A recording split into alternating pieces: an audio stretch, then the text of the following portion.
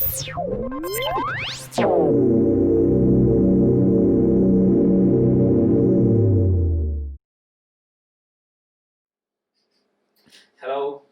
good morning, good afternoon, and good evening again.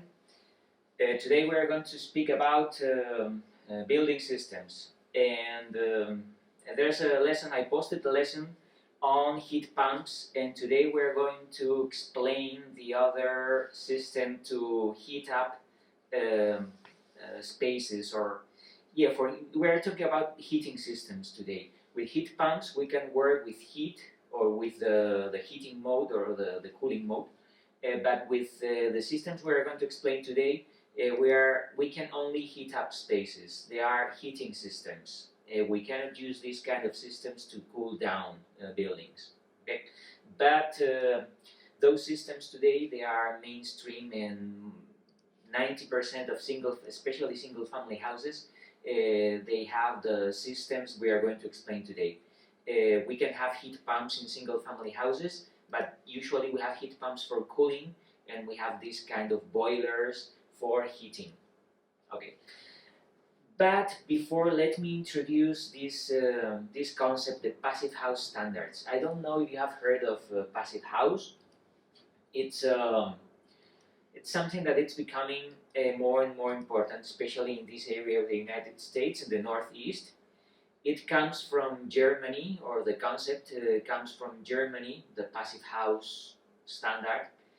And what does it mean? Well, first and foremost, you have to become familiar with some websites. So we will introduce some websites, but those are tools that you have to use. I will show you some of these tools today.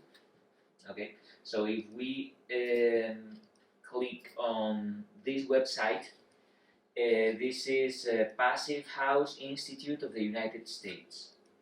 You can Google this, and you can look up on the internet this institute, and you will end up being on that website. So what is it? Well, this is the Passive House Institute of the United States. There are different passive house institutes. Why? Because weather conditions are different in different areas of the world. In the northeast of the United States, it's cold in winter, very cold in winter, and we have mild summers. In other places, even in the United States, we have hot weather, extremely hot weather in summer, and mild winters. And there are different areas of the world, and in each country, or in each area of the world, we have a passive house institute. So we have this in the United States. And what is passive building? So this is the first question that we have to ask. What is a passive building? Passive building is a building that consumes very little energy for heating and cooling. We have passive house principles. So we can click here, and we can read all this information, but basically I have summarized these principles in the slide, in that slide we're looking at. First, we have the annual heating and cooling demand. Annual heating and cooling demand. So we have to test our house throughout the year, and we have to come up with a figure, which is the total energy consumption for heating and cooling. We have other sources of energy, or we have other devices that consume energy in buildings, like PCs, or cookers, electric cookers, or what else? Lightning, yes. But for heating and cooling demand, we have to control this figure. And we always have to become familiar with these two units. We have international units, and we have the imperial units. And there are limits for international units. This 15, I'm used to this kind of units, so I remember always this 15 kilowatt hours per square meter. In imperial units, it's a weird figure, which is 4,755 BTUs per square feet. International units are easier to remember. Anyway, we have to control this. So throughout the year, we have to measure the energy that we're consuming for heating and cooling. And if at the end of this year it's less than 15 kilowatt hours per square meter. This is per floor area unit. And this is interesting because if we have a large building, the energy consumption will be higher than in a single family house. So that's why we need a reference, and the reference is the floor area. Okay. Then the second parameter, or the second condition for a passive house building, we need the total primary energy per year. Well, here we have different concepts. We have the total, so here we have to include the heating and cooling, and we have to include lighting and the electrical devices. Everything that consumes energy, we have to include in this total. And then we have this concept of primary energy. What is this? Well, this is quite difficult. Primary energy is the energy that we use without transforming that energy. Because we have energy sources. We have, for example, we have oil. We can drill a hole and then we extract oil. But do we use that oil, that raw material, in our houses? No, we don't. We have to transform this oil into gasoline or the gas that we are using in our houses. So it's not the raw material. We have to transform that. When it comes to electricity, it happens. It's the same. We don't have electricity nature. We have to produce electricity, and then we have to transport this electricity. We can produce electricity by burning oil, for example, and then we have to transport that electricity that we produce in a thermal plant somewhere in the country to different cities, and then from the city to the different streets, different houses or different buildings. So the concept of primary energy is the energy without being transformed. It's complicated to understand, but for example, the solar energy, it's primary energy because we don't transform that energy. We receive the energy from the sun, and that's it. But when it comes to oil, when it comes to electricity, we have to transform and transport that energy. So it's to transform and transport that energy, we need more energy.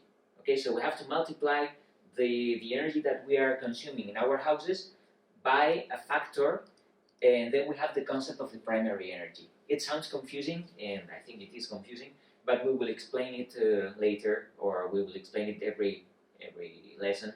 We will try to explain what this primary energy is. Okay, so here we have different concepts. We have the annual heating and cooling demand. This is quite easy to understand. The total primary energy, it's not, we cannot look at the invoice. We have to apply some coefficients to transform the amount of energy that we receive in our electricity bill, for example, to transform that energy into primary energy. Okay, so we have this threshold. Again, in the international units, it's quite easy to remember, 60. In imperial units, it's 19,020. And again, we have the floor area. When we have this per square meter or per square feet, we mean that we have the floor area there. Okay, then another concept for passive house is the super insulation. And this is related to the U value. You should remember at this time what the U value is. I can't ask you if you remember the U value, but if you go over the lessons you took in ARCH 260, we talked about the U values a lot, and all the assignments were about calculating U values of floors and walls and windows. Okay, so we have limits for the U value for walls, roof, and floors, for windows. Okay, so if you remember the assignments that we made a year ago, everything was about calculating this kind of U values. So the U value, the limit, is quite low. So we have to increasing or reducing the U value. It means that the house or the building is consuming less energy. So our goal is to reduce the U value below that level, 0.1 in international units, 0.01, let's say, in imperial units. how can we do that? By increasing the thermal insulation. It's easy. I mean, there is not a secret here. We have to increase the thermal insulation of the wall or the roof to reduce the U value. And finally, we have another condition, which is the ventilation. We need a ventilation by a heat exchanger or a heat recovery. We explained what a heat recovery was in building science. So now we have to remember what the heat exchanger or the heat recovery is. So this is a must. We can't ventilate our passive house by opening windows. We need this device. We need a heat recovery. And we need to control the infiltration air. So here we have this limit, 0.4 air changes per hour. Under this condition, we will explain that later, but we have to control the ventilation. First, we have to control the device that provides us with fresh air, and then we have to control the amount of fresh air that it's coming through the infiltration. Okay, so there are only 1, 2, 3, 4 conditions, so it looks like easy. 4 conditions, only 4 conditions. But every single condition is tough, and it's something that it depends on the design, it depends on the systems we're selecting, it depends on the construction company, and it depends on the use of the building. It depends on the building user, or the owner of the building.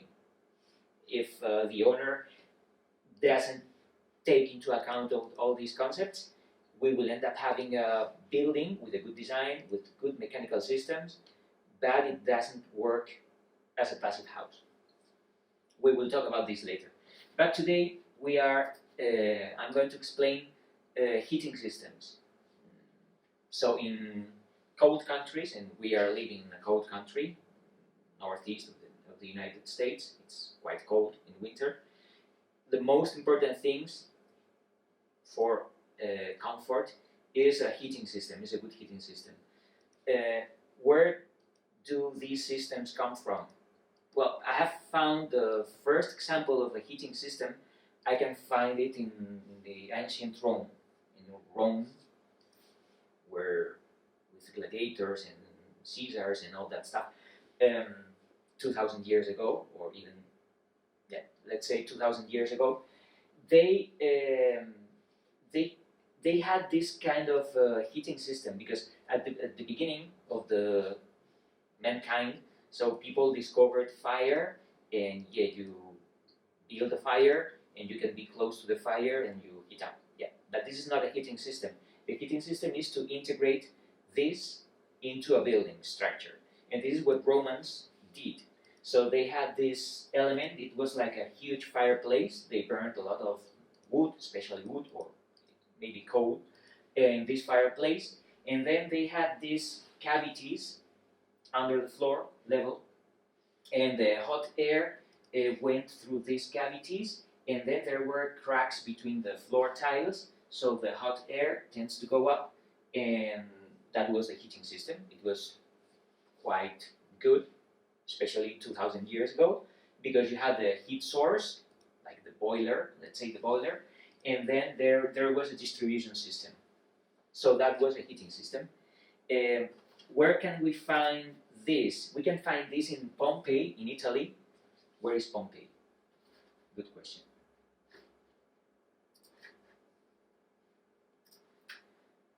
So if we Google Pompeii, Italy, a very nice place, by the way.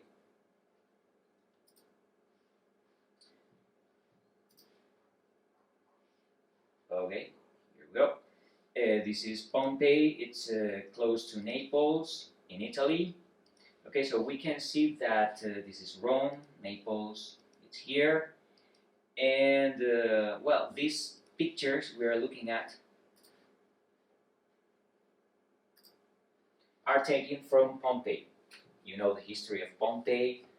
I don't know if you know that, but there was a volcano nearby, the Vesuvius, and it exploded in the 1st century, I think, and the whole city was buried um, under a thick layer of stone and ashes, and that was a tragedy, of course, but it was very good for us because we could see the time stopped, and after digging the thick layer of ashes, we discovered a Roman city as it was 2,000 years ago. So that's why we can understand these kind of things with these kind of structures. So we have the fireplace here, and we have this distribution system. There's another interesting city, Bath in the UK.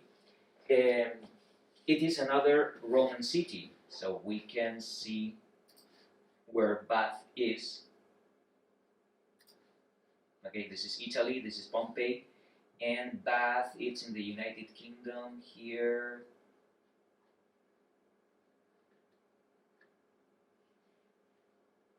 Yeah, there you go. So this is Bath.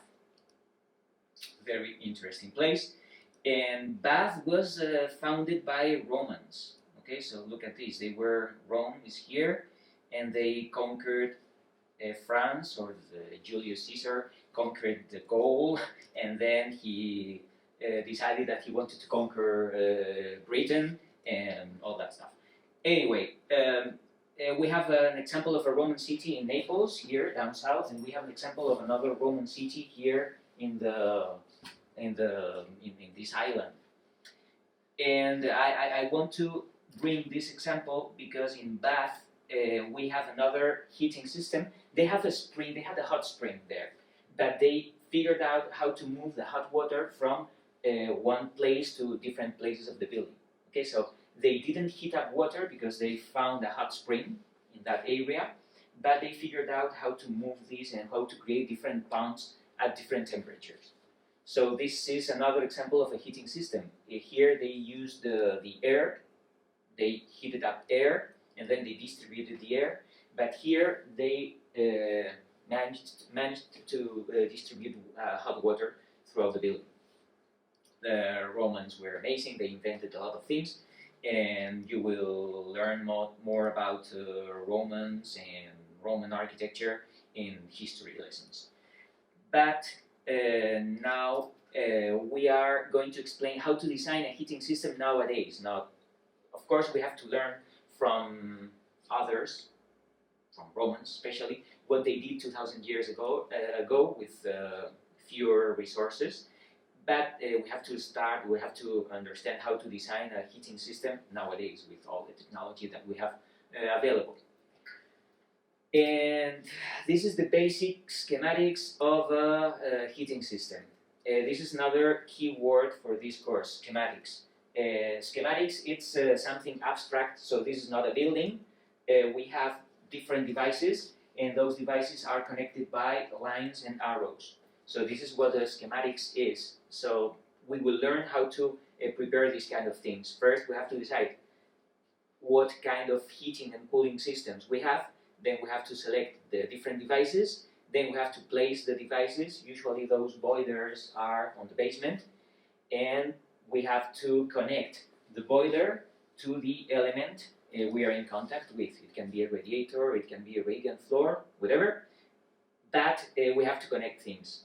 So first we are doing this without the building. Here we don't see any building. We just have the boiler, and we have different zones, and we have lines and arrows connecting things. So this is a schematics. This can be like any kind of boiler. That I like this picture because there are a lot of concepts that we will explain over the course. But here we have the summary of what a heating system is. First, we have the boiler.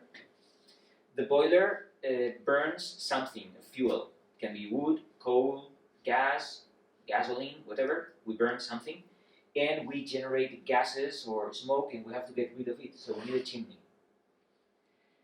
Then we have to transport. Usually, in boilers, we heat up water, and then we have to transport this water to different places in the building. So those pipes are water pipes. We have different devices here. We have a circulating pump, so the water doesn't move. No, we have to move that water, and we have to apply some energy to move that water, especially in high-rise buildings. So we need a circulating water pump. This is another device here, the expansion tank. We need this because those pipes or those piping systems, they are closed loops. So we don't release water usually.